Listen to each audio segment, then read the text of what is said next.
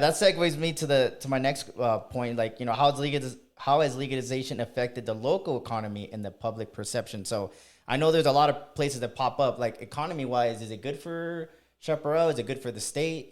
Is it something that does make sense like that?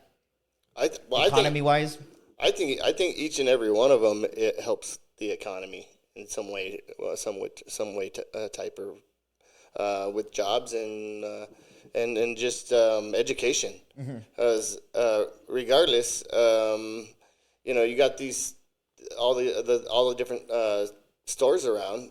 People are going to be asking questions, and then that and then hopefully they're asking the right questions to the right people, and they're getting the right answers, exactly. kind of thing too. And I like how you guys made that. That was how you would say that the medical thing wasn't the big thing, because if you're going to be doing medical stuff, you want to be able to answer that kind of stuff. Like, if I'm feeling this way, what would I need? And Joe Blow that just behind the counter just slinging pre-rolls, nothing against some businesses. Right. Yeah, they won't know, you know what I mean? So not like, I have a lot of friends that are like, yeah, that's kind of like a corner store place.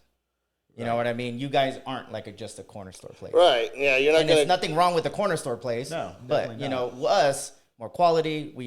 We're educated. We can educate you and things like that. And that's what I do like. You know what I mean? Like, every time I like to talk, when I'm talking to people's journeys and what they're trying to pursue, I'm like, what ticks? Like, what makes you want to do it? Like, what makes you any different than the person next door kind of thing. So I love hearing that kind of stuff. We can sit here and say we just want to grow some dank ass bud. Yeah. Right? Yeah. That's one thing of many things that we want to do. One thing of many things. Yeah. Right. But that's another thing too. There's definitely some underlying there. Everybody thinks that if you're in this industry too, that you're extremely wealthy. Yeah. And that is not the case. Hey man, I walk around, hey, people that like, they see me doing all these videos and she's like, hey man, you gotta go. And like, I gotta go, but I ain't making as much as you think I am. You know what I mean? Yeah, the time and the effort is there, and like, a lot of the time it's like passion projects to get to the point to where you can make a living and things like that, right? Yeah, it's the tough time. I mean, Absolutely. definitely if you didn't, there's no way that we probably could have got into where we're at, not side hustling it. Yeah. You know what I mean? So, and I use that very loosely, side hustle, because it was a full-time job getting this up and running. Yeah. Yeah. On top of you guys' whatever you guys, Yeah. family and, other businesses, other there's all kinds of businesses other and shit stuff like we that. got going on. So, it's not lightly.